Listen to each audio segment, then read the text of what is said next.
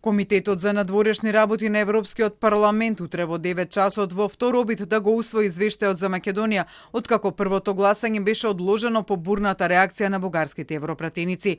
За нив беа спорни амандманите поднесени од групата на Зелените и Европската слободна алијанса, а со кои се бара во извештајот да бидат дополнети неколку члена во кои по наведената обврска за Македонија за усвојување на уставните измени се бараше да се додаде и истовремено целосно почитување на македонскиот јазик и идентитет.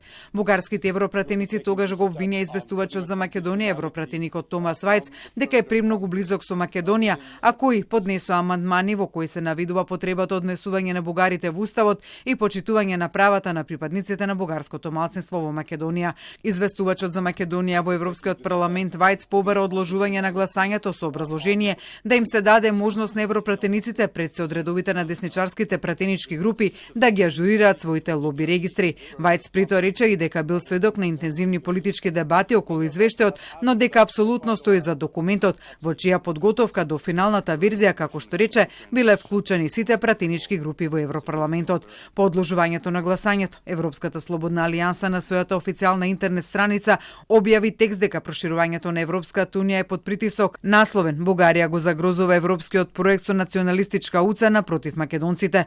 Во текстот се наведува дека бугарските европратеници со соучесништво на европските народни партии прават притисок за одлагање на извештајот за Македонија со цел да ги легитимираат своите националистички цели и да продолжат да го негираат македонскиот идентитет.